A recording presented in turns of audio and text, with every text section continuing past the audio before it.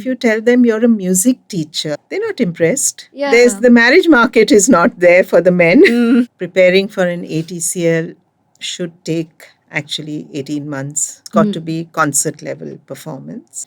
Should be putting 4 hours of practice in Daily. minimum.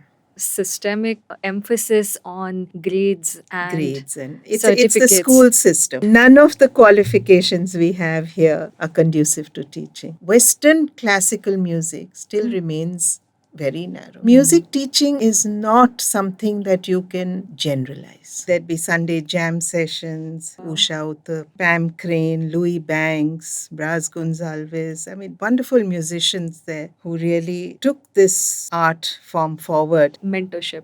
Are the teachers willing to take it? Namaste and welcome to Music Mehfil India. Our guest today is Anjli Mata. She is a pianist and an educator, now active for over 5 decades in this country. She's the academic head for Trinity College London and was recently given a Lifetime Achievement Award for her incredible work in international music. This is an insightful conversation for all of us teachers, musicians, students of music, and even parents of students of music. If you are a participant in the music education ecosystem, this is especially relevant to you. I'm Aruna Jade, a musician and educator, and it's my privilege to host this series where we speak to the Davids and the Goliaths, the loners and the tribes, for these are the stories of music in India.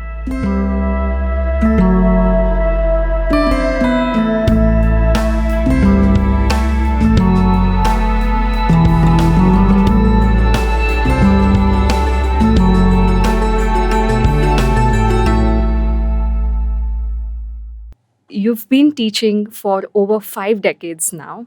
You have been instrumental in developing the education program with Trinity in India. You're from a time when women's basic education was not a priority, let alone music education, let alone anything outside of Indian classical music. So, how did you come about to learning Western classical on the piano? First of all, thank you very much for having me here. So let me take you back to the time that I really started my music journey. Well, I was in school. It was a convent school. And I was fascinated by this teacher. She was an Anglo Indian, Miss Korea, and she was lovely looking. And she was ethereal when she was sitting and playing on the piano. I said, I want to be like that. So it was the teacher more than the instrument that fascinated me first. But having said that, my father used to play the harmonium. And we had a harmonium which was a pedal harmonium. So you didn't have to kind of pump from the back. So he could use both his hands and he could pick out any tune. So my earliest memories are sitting in his lap while he was playing. Of course, he used to play Hindi music. And back in Pakistan, he also used to play in a theater, his uncle's theater. So those were the memories I had. And he used to try and make me pick out tunes when I was really little. And I still remember the first tune I ever picked out was Ke Sara Sara. I can't forget that. And then when the opportunity came up in school and they said, if you want to do music lessons, we'd be running those in school. So I came home and told my mother. And coming from a typically Punjabi family, my mother said, why don't you learn Bhangra? And why do you want to become an Anglo-Indian? So it was that approach that she had. But stubborn as I was, I went and gave my name. I started doing lessons. So in school, we used to be given a fee chit at the end of the month for the next month's fees. And I brought it home. The fees used to be 17 rupees, but my chit was for 23 rupees. And my mother said, why am I paying 6 rupees extra or whatever it was? So I said, I started piano lessons. So she said, you didn't consult me. I said, you were not letting me do it. So I just went ahead and did it. So Hmm. anyway, she came around and we didn't have an instrument. It was not Hmm. easy to get an instrument at that time. We What had year a was this? 63, 64, Wow. probably. It was quite late. I was in class 8 by then. I had a neighbor who had a piano. Hmm. So I would go there and practice religiously, regularly. That's when she realized, even at that young age, I was serious about it. She went with it, and then we got a piano on hire. Ah. And yeah, we couldn't afford to buy one. They were Mm-hmm. quite expensive, and there were no new pianos available. And what would be the rent like? Oh, 30 rupees a month. Okay, that's still expensive. 30 rupees a month. Yeah. I had a piano and I had a guitar, so I used to pay 45 rupees a month. Wow. That's how I started Hmm. learning. And then I would play in school assemblies, when the children would march out and for little concerts and things like that. That's how it began. What city was this? Calcutta or Ah. Kolkata. And what was the popular music in Calcutta? A lot of Western music. The classical Western music was prevalent. There were concerts because we had this colonial legacy in Calcutta Mm-hmm. from the British time. We had a lot of music, pop music, jazz, singers, standalone restaurants where there was no five-star culture at that time, where Mm-hmm. there'd be Sunday jam sessions and the likes Oh, of wow. Usha Uthup, Pam Crane, Louis Banks, Braz Gonzalez. I mean, wonderful musicians there who really took this art form forward. And Hmm. some of them, of course, moved to Bombay, like Louis Banks, and Mm-hmm. his son is Gino, and they are doing a great job here. It was an atmosphere very conducive to music. Uh-huh. Music was everywhere. Yes, of course, the Bengali Rabindra Sangeet was there Mm-hmm. and everything, but there was as much interest in popular music Mm-hmm. as well as the classical music.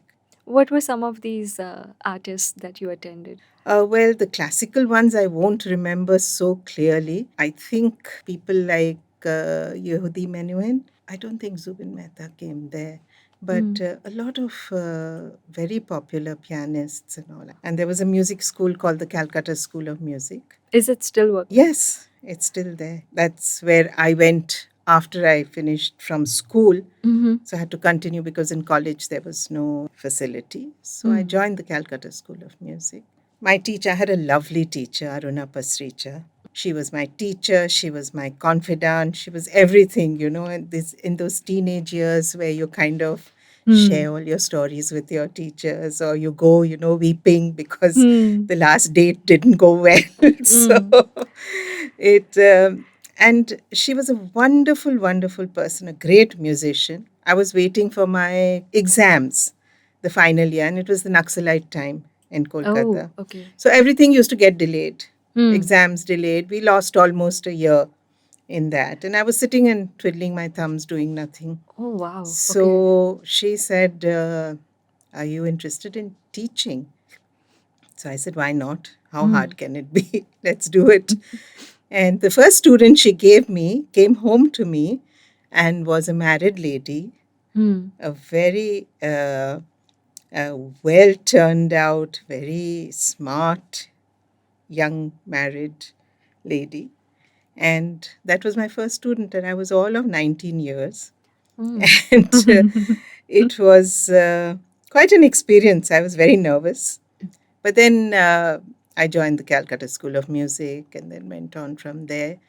And she really, my teacher, played a very important role in my development Hmm. as a musician and as a teacher because Hmm. she taught me more than the piano. She taught me literally how to teach and also several other instruments. Wow. What are some of these instruments? Well, I play a bit of guitar, I play a bit of recorder. I used to work with children doing the off work method. So What was the background of some of your students in the 70s? in Kolkata, well, the Bengali families, they are very, very into culture and they Yeah. were as open to Western music as they were to, their own Yeah. indigenous music. There were, of course, people from all walks of life, but Mainly upper middle class and people in convent schools, the Mm-hmm. children, and with some exposure, to Western music. And how So does that compare to your students today? today, the students are more aspirational. I'm not sure if I'm right in saying the students are aspirational or the parents are aspirational. The Yeah. parents are more aspirational than the students, Mm. but the students also, and of course, the prices and the fees and everything that goes around learning is quite high. Yeah. So they do have to be from upper middle class and above that. Yeah. But there are some children who do. I mean, their parents work so hard to get them into this kind of direction of learning Western music Mm. at the cost of, really, you know, Mm. building their lifestyle around that Mm. and their economic structure around that. So, How do the aspirations of the students compare? Were there a lot of students in the 70s, 80s who learned to perform, like with the intention of performing? Or because I know that's yeah, certainly the case right now. uh, Almost everyone. yes and no. Ah. Yes and no about the right now, but Yeah. to go back at Mm-hmm. that time, I think a lot of students learned just for the love of music. Mm. That spirit of competitiveness and getting a certificate through an exam Mm. was not that prevalent as it is now. Mm. But they liked music, they liked playing with other students, they loved to perform Mm. at that time also. They all liked to perform. I feel there was more seriousness. And they did realize that, our parents are giving us this opportunity, we should not Mm. waste it. Whereas Right. today, parents give their children a lot of opportunities. So they come to take it for For granted. granted. Yeah. Yeah. Now it's a lot of collection of the certificates so that they can use them in their co curricular files, Mm. which is a good thing, definitely. I feel exams is really very necessary Mm. in the learning process because it benchmarks what you're learning. Mm. And that too, when we talk about Trinity or any other board, Mm-hmm. it's at an international level. So whatever you're doing here Yeah. is the same as what you're doing in any other country in the world. Right. How did that association come about with With Trinity? Trinity, Yeah. 81, I moved to Delhi and I started teaching at the Delhi School of Music. Mm. Just after I had my son, there was a lady who was running the Trinity exams, Mrs. Zora Shaw, and she used to run the exams at the Delhi School of Music, and Mm-hmm. I would send up some students for the exams. So I would see her sitting outside the hall, the lounge where the exams would happen, with one of those plastic baskets with two Mm-hmm. flasks with coffee and tea, and Yeah. then take the examiner out for lunch. Mm. And that was it, maybe a day or a half a day of exams. And when she decided to retire, Mm. uh, she called me up and said that, would you like to take this up? Mm. So I said, why not? How hard can it be? I did not realize how hard it would be. We were not doing anything compared to the other cities in India, say Mm. Mumbai or even Chennai and Mm. the south, where everything was so popular with Yeah. Trinity exams. So I said, sure. Mm. So she said, come over, I'll give you all the material.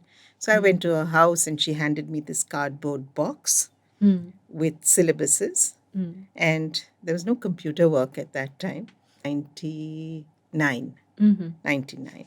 And we used to have return sheets on which we used to put the entries and Yeah. post it to London. So all that. She explained a little bit to me. So I said, sure. So the first year, this was in July, and then came the time for the exams, by which time email had started. Mm-hmm. So I was corresponding with London. I learned how to do that. And there was a lady there called Abby.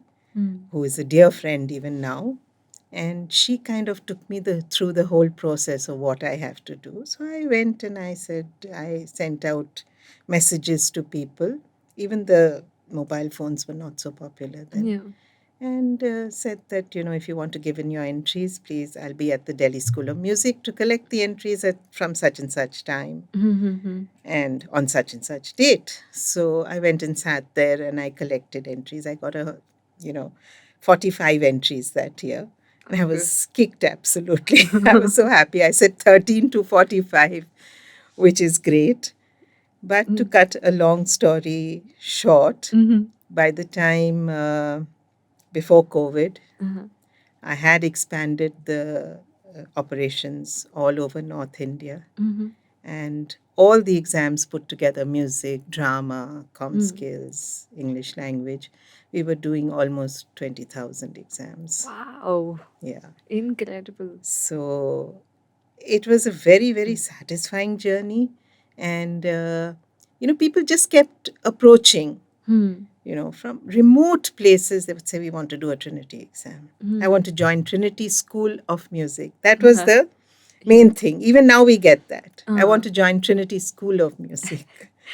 There is no Trinity School of Music, and it's difficult for them to understand that Trinity College London is just an exam board and not a training center. Yeah. So I think we do take it for granted as to how much everything going digital has simplified things for us, has made it easy to scale things. Like back then when you had to fill up everything by Yes. hand.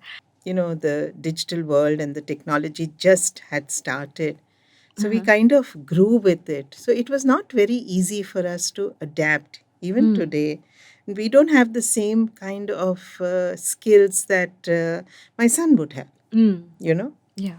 So I learned along the way and I was open to learning. And somewhere along the line, I realized that I was pretty good at, training people and doing presentations. And also now I'm totally in that area. So I'm very happy now. Can you tell us a bit about what you have observed about the classical music exposure in India? Now that is quite a question. The classical music exposure is literally restricted to the few concerts that we do have, live music concerts. As far as listening goes, I'm not sure if we did a survey what percentage we would find voluntarily listens to Western classical music. They may have heard it in films, Yeah. definitely. But on the other hand, if I ask you, what percentage listens to Indian classical music? Quite a huge percentage. I don't agree with you there. Oh, Amongst the youngsters. youngsters, I can't tell. Yeah. But yeah. So that is the same thing. The older people would listen to Western classical. But here we are talking about a society and the learners in that society of music. And that's the largest strata of our society at the moment that is interested in music. But indirectly, I think we listen to it through Bollywood. Yeah. And even Hollywood, yeah. Hollywood, Bollywood, Yeah. whatever it is, Bollywood uses a lot of Western things now. Yeah, yeah. Because there are musicians coming in who have been trained in Western music. Correct. The orchestra itself that comes in Bollywood music or in recordings and all comes from the West. West. It doesn't come from India. Yeah. So this is definitely a bit of a challenge that we face as teachers as to how to encourage children to listen to Western music, Western classical. Western, they would listen to pop, they would listen to Sia, and they would listen to Justin Bieber and everybody else, even to the extent of listening to Beatles and, our time popular artists. But the Western classical, it has to be incorporated into our teaching. This is what I feel. Because if we don't encourage them from the beginning to listening is a very intrinsic part of learning music. a lot of people don't realize that. And a lot of people don't make their students listen. So it's so important that even if you're doing, a simple tune like When the Saints Go Marching In, Yeah. all right? So the children are learning that. Yeah. It's important for teachers to relate that to other things in that style. It's a march, show them a pictorial reference, Right. make them listen to other marches. Yeah. If you're listening to a waltz, make them listen to other waltzes. Correct. Even I've never heard anything in the same Yeah. same ballpark as Yeah. When the Saints Go Marching. Yeah. Correct. Yeah. So, this is our responsibility as teachers. That is the only way we can encourage students to listen. Unfortunately, the scenario is such that children only want to do exams. So the teachers are also not able to do anything but exam work. Why is that?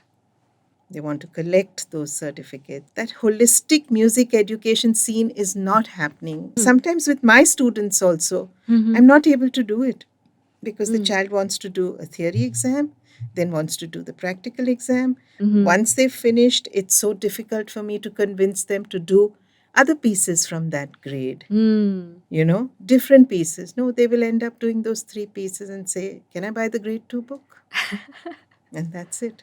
I think it also speaks to the systemic emphasis on grades and it's the school system, Yeah. that we are always about class 1, class 2, class 3, class 4. Yeah. But what we examine in Trinity is it's like any other exam, Yeah. that you teach that much and you examine this much, right? When you set a paper, you're not addressing every topic that you have taught the children. So if we're doing a grade 1 exam, we should actually be doing everything that's in the grade 1 book rather than And just more. And more, of course, complementing that. Yeah. But here it's like a machine. They want to turn over in 6 months. And on the other hand, I just feel that at least there is some exposure happening. I know how busy parents are, how busy children are, because parents want them to do everything and excel at everything. Yeah, So, all-rounder. All-rounder. So, and that also at the top level. For the absolutely uninitiated in Western classical music, could you list 5 pieces to begin from? Just listening. Well, they could go with a popular waltz, say the Blue Danube. Of course, Fiorellis is another one that is immensely popular. True. It may have been heard as a ringtone or something else, Yeah. I think it's the old classics, maybe a Beethoven or a Mozart or something, one of the classic themes from a sonata or something like that. And what else? I've never thought of it this way. What would be the 5 things they can listen to? Yeah, just begin. Yeah, just get a sense of. Yes.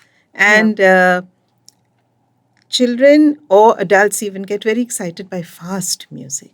Of course. So if you make them listen to something slow, the interest doesn't get created. Yeah. But I would say something like Claire de Lune, which yeah. is absolute beauty by Debussy. So if it's Moonlight Sonata, they'd be more interested in the third movement. Yes, than but the first. more popular is the first movement. Yeah. Hardly anybody talks about the third movement. On the other hand, if you put them to give the introduction of the Pathetic Sonata by Beethoven, that is a very exciting one, and that is always a crowd pleaser. I would say, expose them to listening to dance music, tangos, waltzes. Those are very easy on the ear. They are not difficult to listen to. A lot of Chopin is very easy. And I don't know if you've heard this conductor, André Rieu. Sorry. He does a lot of popular classics and kind of arranges them beautifully for huge orchestras. You should listen to Yeah, I their, shall. how they play it, and it's really easy to listen to. It's something people identify, and it makes a world of difference, because if you get a really, really pure classical piece, if I put a Bach forward, very few people are going to True. appreciate Yeah. it. Yeah. Difficult to kind of pick 5 pieces, but yes, these kind of pieces, I would say. Let's talk about teacher training, especially the levels that Trinity offers. Actually, I've heard from many people that they tend to be quite rigorous. When you speak about teacher training, are you speaking about the diplomas in teaching? Yes. Or the diplomas in performance? The ones in teaching, the ATCL, FTCL. ATCL, see, there are 3 levels. There's ATCL, LTCL, and FTCL. And they can be taken in performance as well as teaching, as well as similar for theory. How are they different?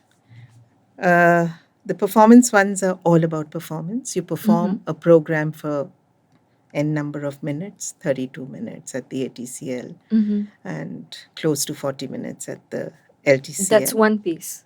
No, no. Oh, You create a program, a performance. It's almost like you're performing on stage. Okay. So, what you choose in that performance, because it's not set, they have a huge repertoire of pieces, and you have to choose your program. So, how you choose that also makes a lot of difference to your general performance. If you end up playing just one sonata, which is about 25 minutes long, and or 28 minutes long, and then you do just one more piece with it, an 8 or 10-minute piece, you're not really showcasing your versatility in music. So there's a huge repertoire you can choose from. So that exam, you can have 4 pieces, you can have 2 pieces, you can even have 8 pieces, as long as it's in that time frame. Right. You also have a choice of doing your own selection of pieces. So while preparing for these examinations, typically they would have to run through the program several times. Several times, more than several times. Preparing for an ATCL should take actually 18 months. Wow. At the minimum, because the playing is top level. It's got to be concert level performance. LTCL also, and FTCL is another ball game. It's really the most advanced. How so? It's in the rigor that it has. Right. Yeah. What's the time duration like? The FTCL, I think, it's about 45 minutes or so, 45 to 50. I'm not exactly sure, but I think it's about that much. We get very few. Yeah. We can count them on our fingertips here in Yeah. India. And so preparing for that, people think that, oh, I've done my grade 8, I can straight go and do my ATCL performance. It's not that easy. There's a big, big jump. Big jump. And you need to understand, you need to listen. Your understanding has to be there of music, and exposure to similar types of music, and watching performances, how people perform, what is your stage presence, everything is taken into account. How you're dressed. Right. So, an actual training could be quite rigorous. I still remember when I did my ATCL, at that time it wasn't performing, but it was more, it was structured around the way the grade exams are now. I had pieces and I had scales. If I played my scales through, just through in every way they had put it down, it used to take me 2 hours. Wow. Yeah. Because each one had to be done, if you understand the jargon, legato, staccato, forte, piano, mezzo forte, crescendo, diminuendo. So if you did do all of them, it would take me 2 hours. And what then, tempo? oh, well, it should be it is a fast tempo, but not a crazy fast tempo. It it would be about 140 or 50. That's still That the metronome mark. yeah. Yeah. And that's So still pretty fast. yes, it is fast. It needs to be at that level. It needs to be, and then it's the pieces after that. Right. So altogether, it used to be quite rigorous, and people who really work towards an ATCL or an LTCL should, according to me, be putting 4 hours of practice in Daily. minimum. But it doesn't happen that way, and some people get away with it also. Our teaching diplomas don't get much traction because they're not relevant to the climate of this, what we have in India. Oh, how would you describe that climate? Uh, you see, we are not used to in music teaching or any other form of music, doing things like research, writing essays, Yeah. doing dissertations, creating aids, Yeah. all these things, and then getting tested on that in the practical aspect. So you have to submit papers, which you have to research.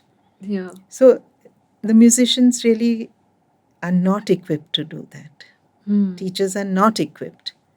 We have a big language problem. Yeah. Because South India, our biggest area with Western classical music, they all teach it in Tamil or Malayalam. Correct. Yeah. So it would be very difficult for them to do a teaching diploma. And so, what are we missing out by not having this culture of doing research and dissertations? It's because music is not offered anywhere as a mainstream subject. It's when you study it as a mainstream subject, you go into a conservatoire or even at a college level, if you study it, Yeah. then there is a way that you study it. It's not just about playing and learning scales and doing a little bit of other related tasks to the exam. Yeah. But, it's not done like proper education. So essentially, the academic approach to music is Yes, quite right. You lacking. put it really well. Yeah. That is lacking. And I don't know how much of a success, even if it was there, I don't know how much of a success it would be. Because as I told you, there's a huge language problem. Right. You can't do these things in Hindi or Tamil or Gujarati or something. Correct. What is the since this is how Indian people understand, what is the advantage of having done music academically? The biggest advantage is that you understand it. And I think everyone knows that if you understand, you are really equipped to interpret also. It's the understanding, the history of the music, where it comes from, how it changed over the centuries. Music is something that has been around from the 14th, 15th century, if not earlier. Yeah. And how that has developed, how it's grown, how, the technology has come in and made a lot of things possible in music. It's something one has to understand. And how did it evolve? How did the Baroque period evolve into the classical period, into the romantic, the impressionistic, the modern, and the contemporary now? So it's very, very important to study all that. And also because it closely ties in with what the major events in the world were happening. Major events in the world with art. Yeah. Art and music are so close. Yeah. So, these are programs that you have abroad. You can study the relationship between, 17th century or Renaissance period, the Correct. music and Yeah, the yeah. art of those periods. But nobody's interested here, really. Nobody's interested in India.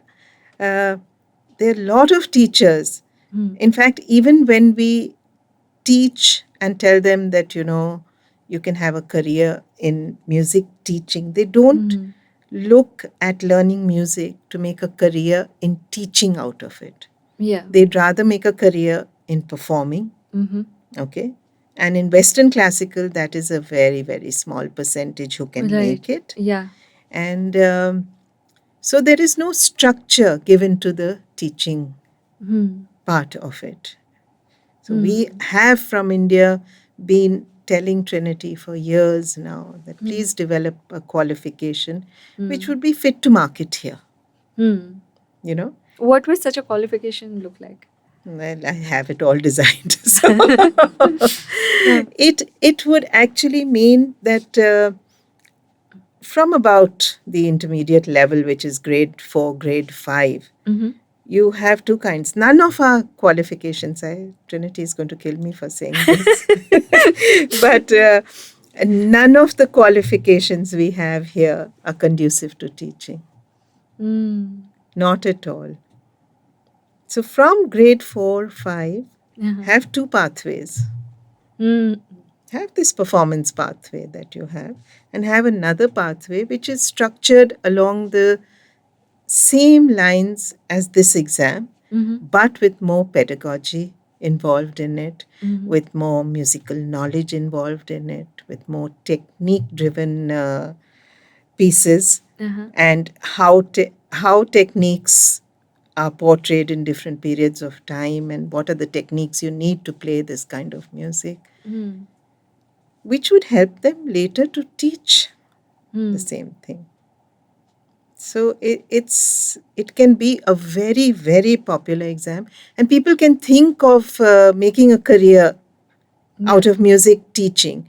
There are people who have a career in music teaching, but in the outside world, if you tell them you're a music teacher, they're not impressed. Yeah. There's the marriage market is not there for the men. You know, there is.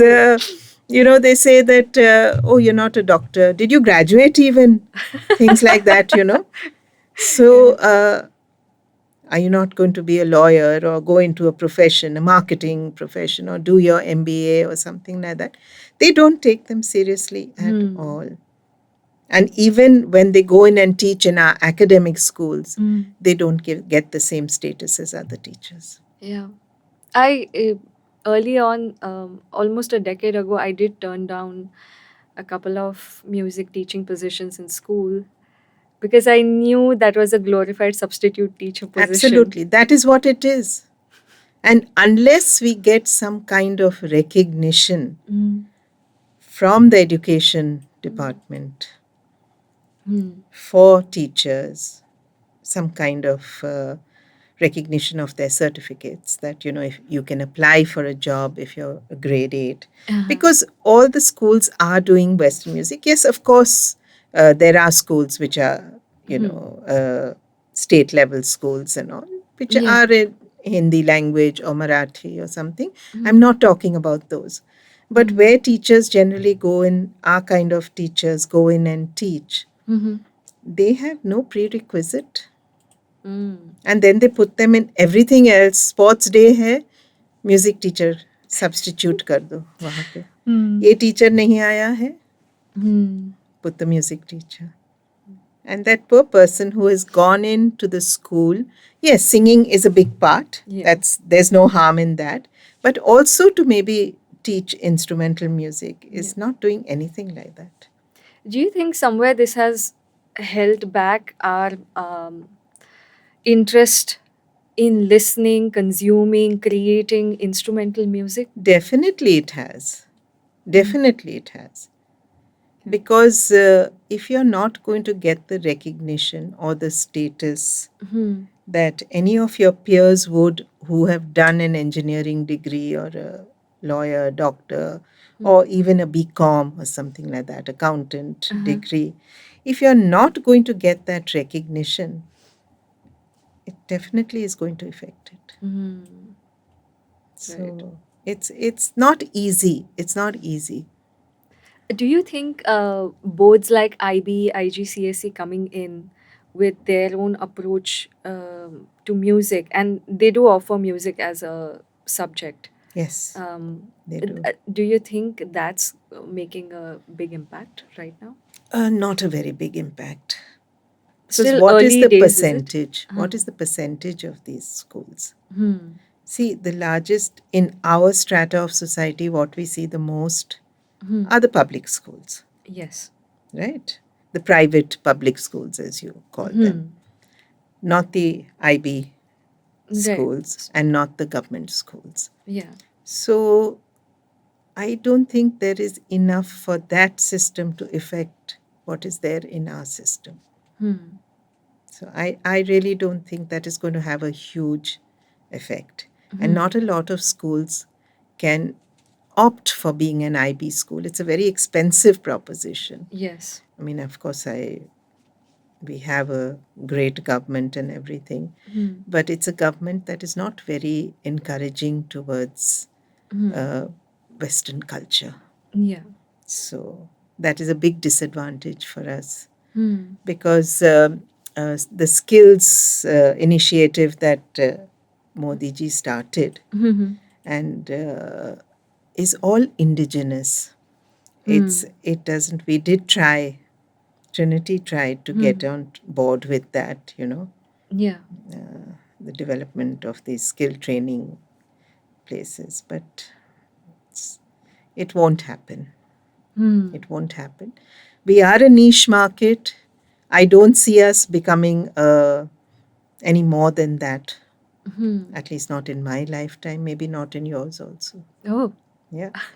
I don't see it Hmm. happening. It Hmm. hasn't changed over the last 50 years. Yes, it's grown a bit, but Hmm. opportunities are more. Hmm. But there has been no major upheaval that, Western Hmm. music is now considered at Hmm. that level also. Right. It's come in as a subject in every school. Hmm. And I'd say that, it may not come in as Western classical music or popular music. Mm-hmm. There should be a world music Right. program Yeah. where you study the music of the different countries. Yeah. And within that, your classical music would come in.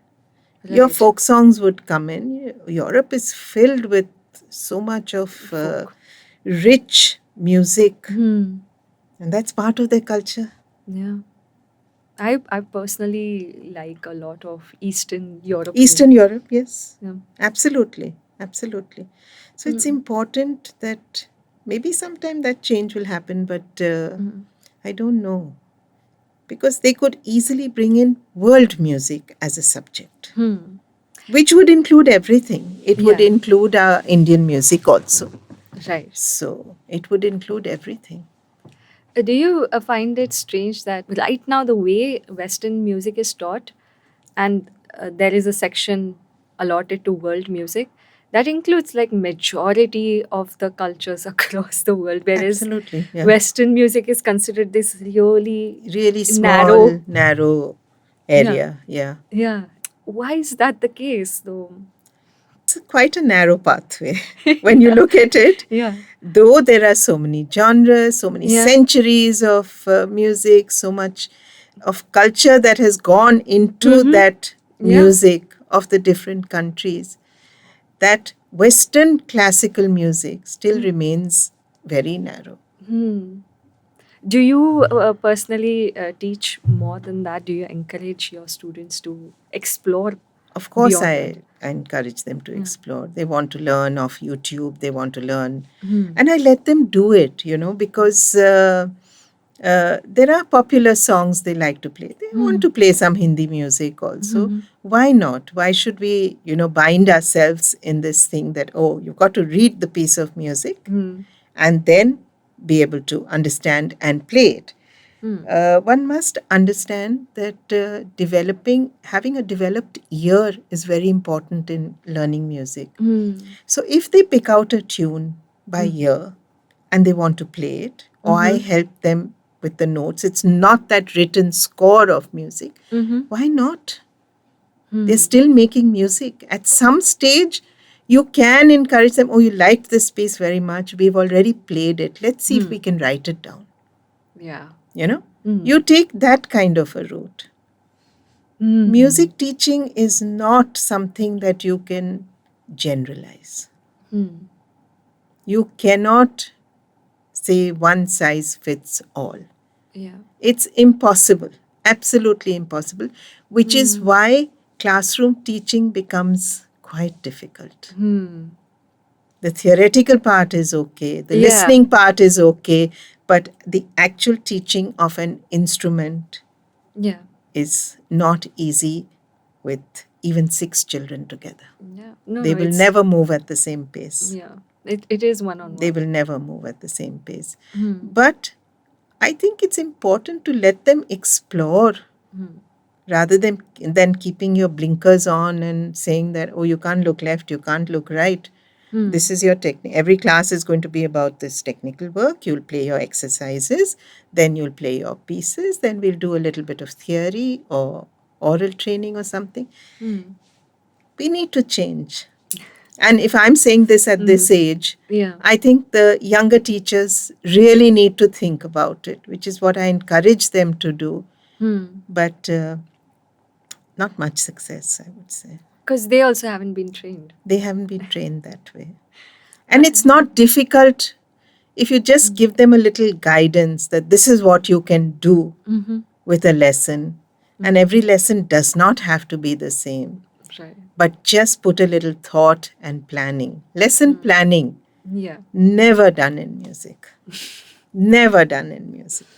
You can have a informal plan ready. Sometimes it might get thrown out of the window. Yeah. It doesn't matter. But guidelines. Yeah, guidelines. You made a plan. You can tell your student, I tried to, this is what I had planned for you today.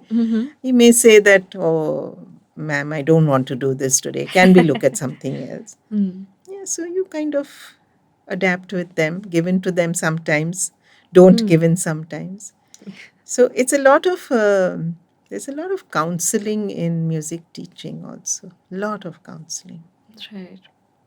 I think one thing that we can do immediately for helping music teachers is mentorship. Absolutely. But are the teachers willing to take it? That is another stumbling block. Yeah. We run so many workshops. You've seen, you've been there.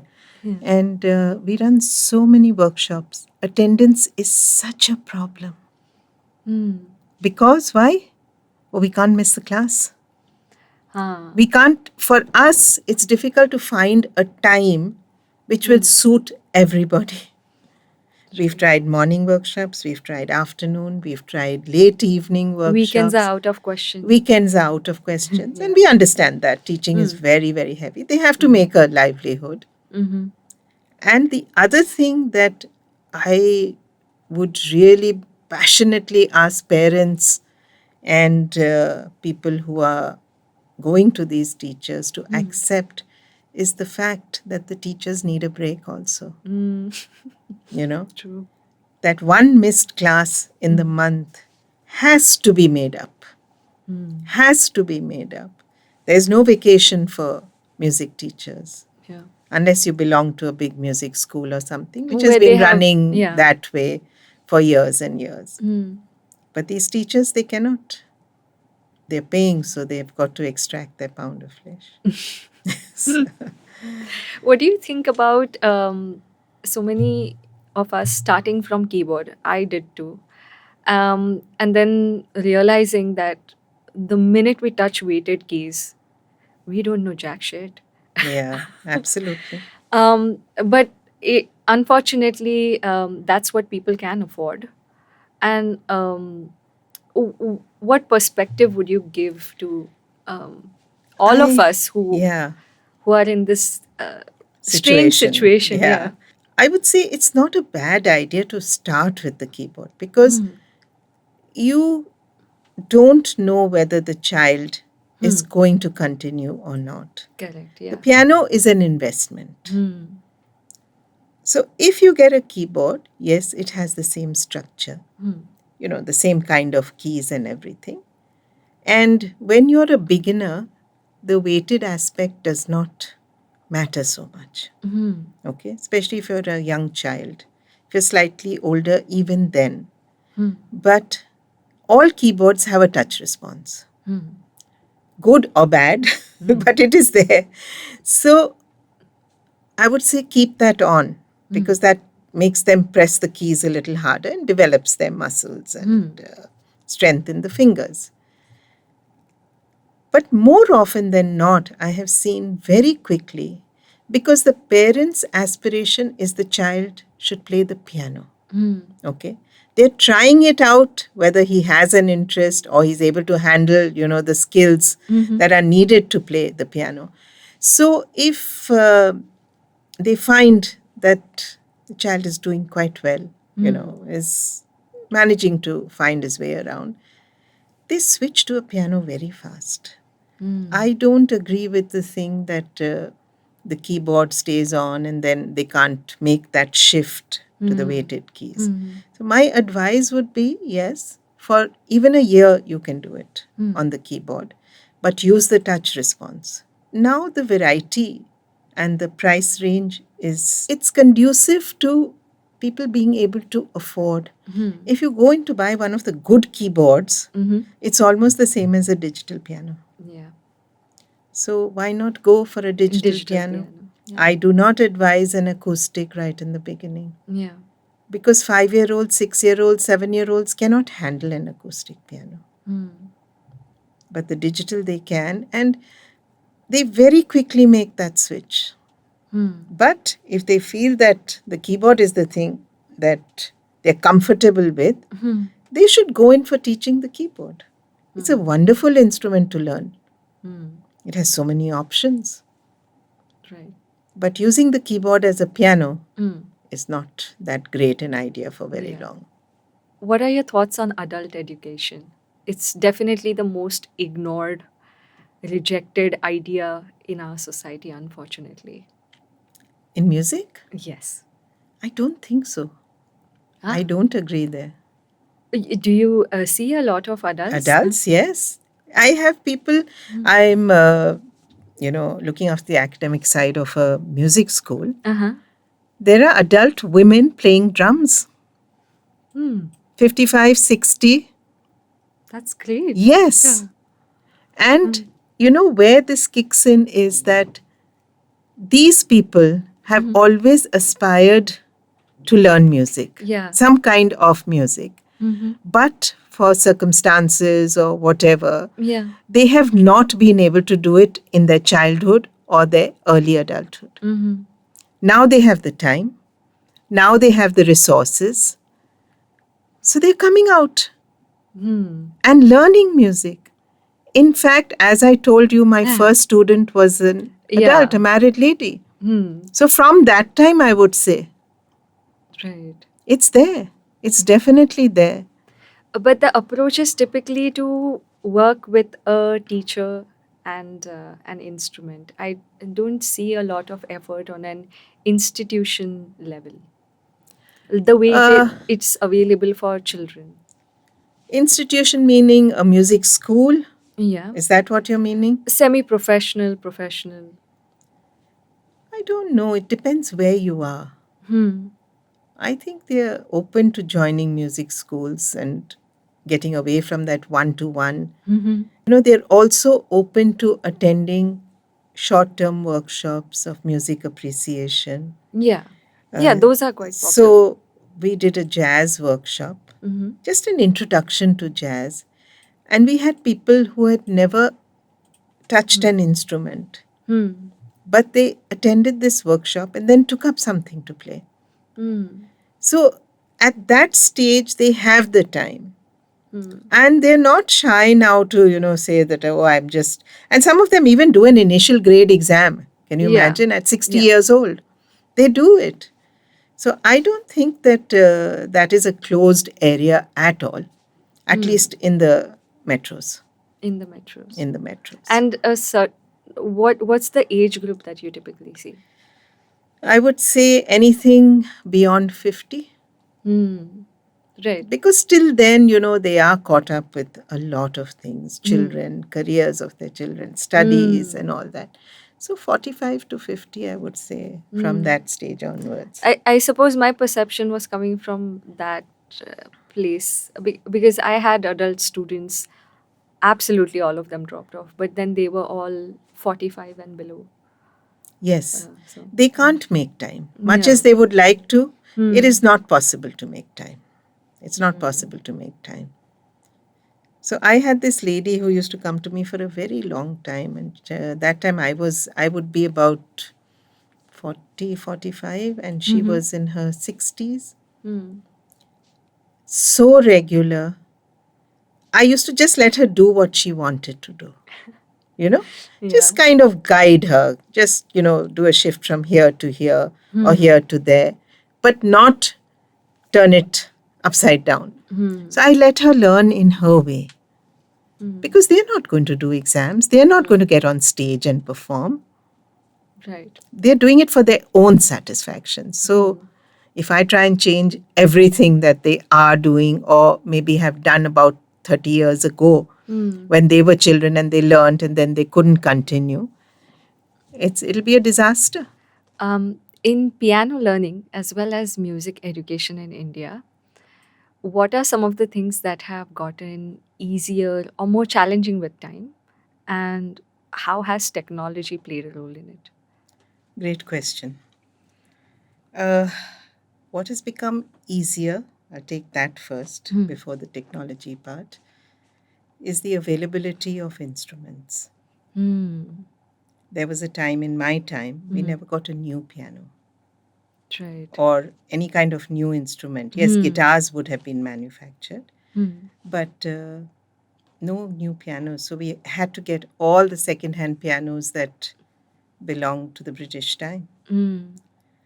And music, with e-music available, Hmm. you can order abroad, Amazon. Yeah.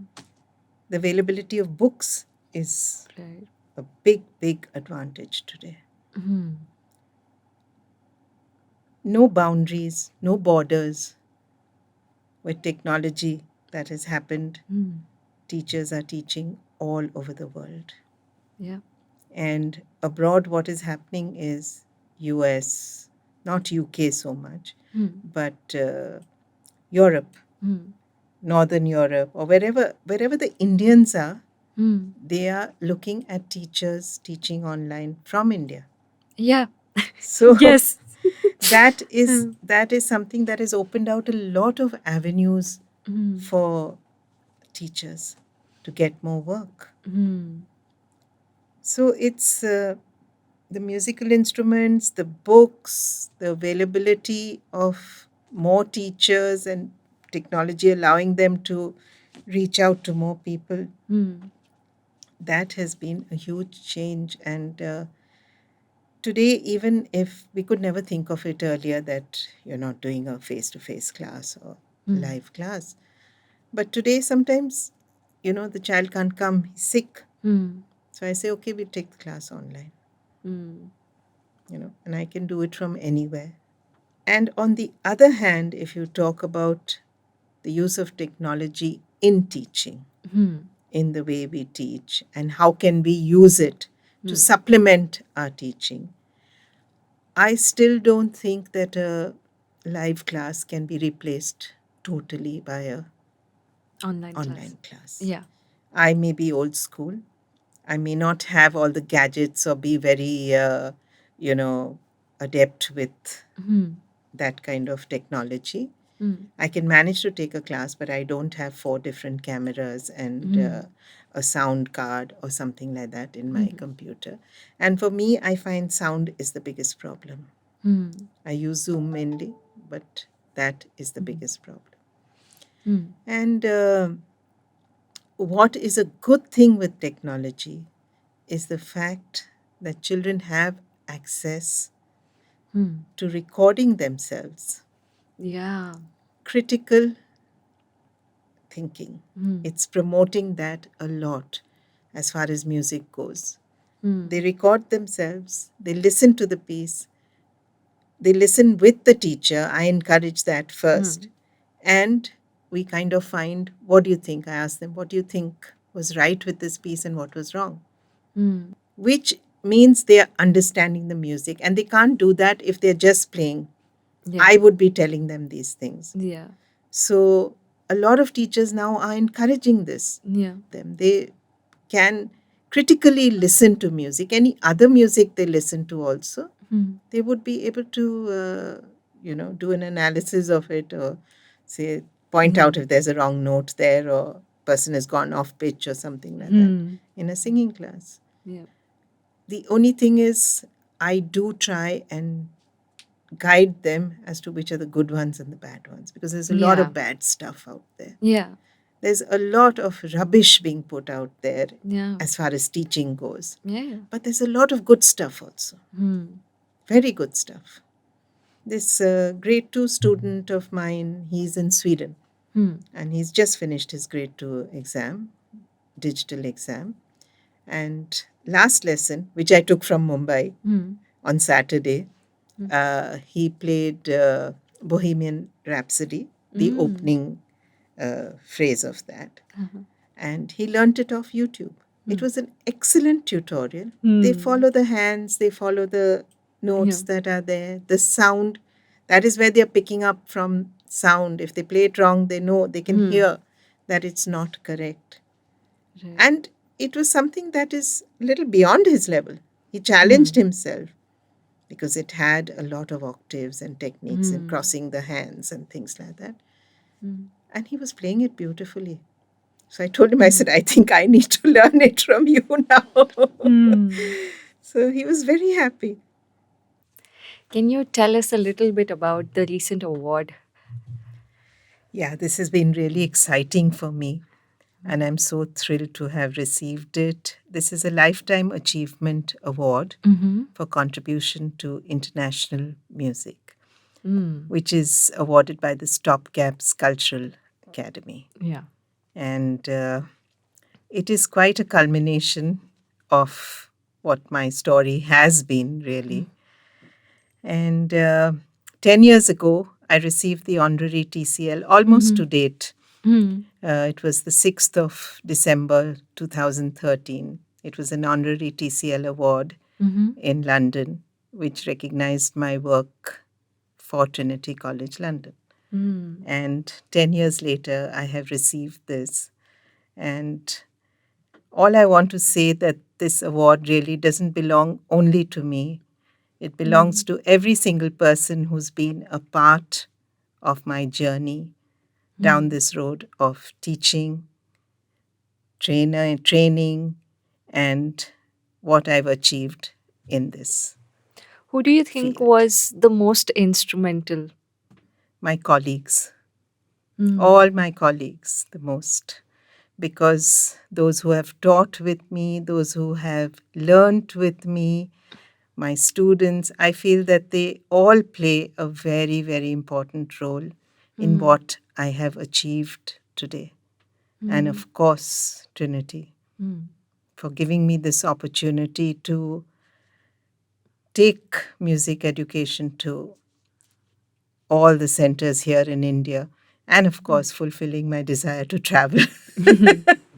So it's a combination of all these people. It's not just one person. It can never be one person in such a long journey. What do you think we as music educators need to focus on right now in India? See, in India, the focus really, I don't think, will change a lot. We can only keep trying to give the children more opportunities. The thing that I would like to see changing is the way of teaching. I would like to see a holistic form of teaching music education coming into the picture, where teachers handle every aspect of music. And it's not difficult to do. Even if you take one piece, you can handle 10 different aspects or 10 different learning points of music in that very piece. For instance? I'll tell you something which happened with me when I got a student from somebody else, and I've told this story a million times. Mm. Uh, I had, she was learning a piece called Sonata in G. Mm-hmm. All right. So we started playing the piece. So I stopped her. I said, what is the key of this piece? Mm. She looked, she's peering at the music. She's going ahead, turning the page. Mm. I said, the key of the piece, what scale is it in? She could not answer that question. And where is that given? In the title of the piece. It's Sonata in G. Yeah. She could not tell me that this is in G major. So, this is a mistake that teachers make.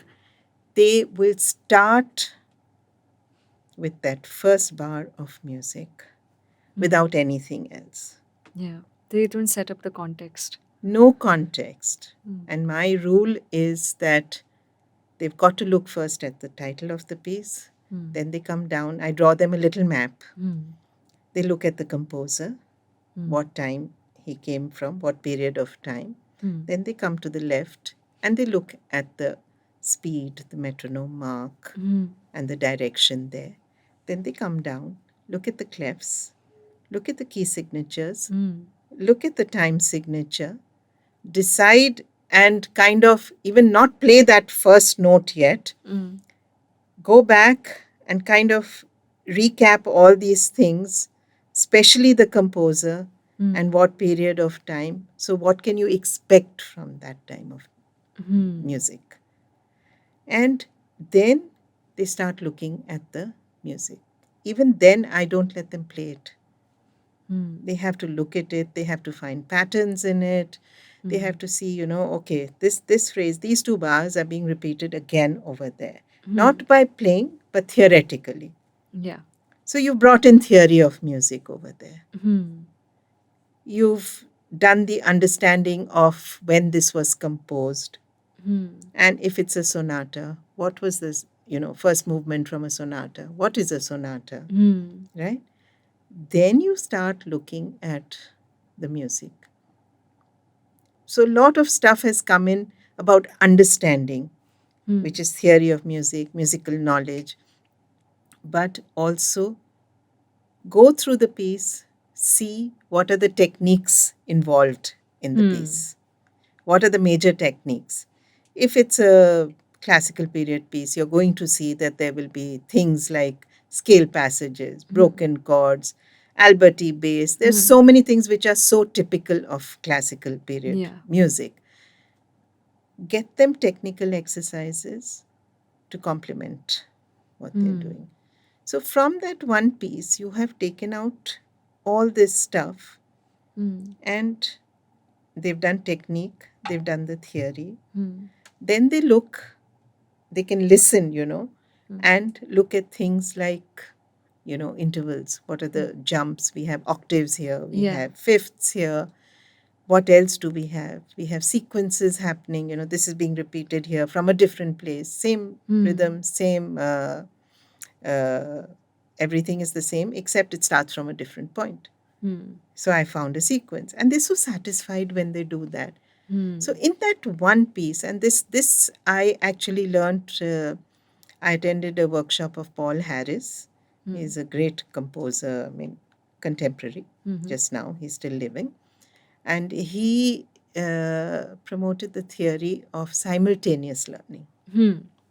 So one piece, everything around it, and I use it with great success in all my teaching. And I wish people would teach like that. What we can do holistically, not, I'm talking very personally just now, But as an ecosystem. yeah, as an ecosystem, of music teachers who can sustain what we are doing and, create a fertile bed really of holistic music teaching.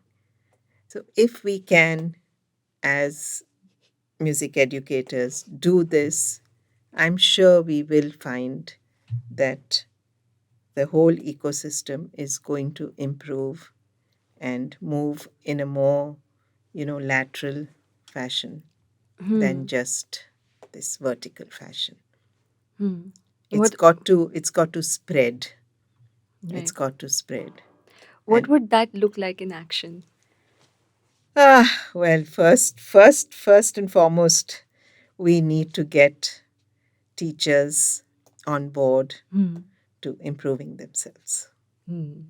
because we have enough trainers in the country who can reach out and Hmm. who are doing very, very good work. Mm-hmm. But in some way, and that is where we need that qualification. Hmm. That qualification is very important because if they know, they'll be receptive to it, they'll be open to it if there's a certificate attached at Hmm. the other end. They will do it and they will bring it into their teaching. I think that's a lovely note to end on. All change, all progress begins from us. Absolutely. Absolutely. And I just feel that I hope Mm. I have enough time to see it through. Yeah, Thank you so much for making the time to come here, talk to us in such lovely depth about music education, and at least I feel really hopeful about what's to come about. absolutely. You can't lose hope. And there is one thing I tell every teacher, Mm. in fact, the day you stop learning, you're Hmm. done for. That's the end of your career. Yeah. And that applies to me also. I still learn so much from what I do. I go out and do these workshops, and suddenly one thing will come up which will strike me that I must use this in the next time. Mm. So there's so many avenues still to explore and so Mm. much work still to be done.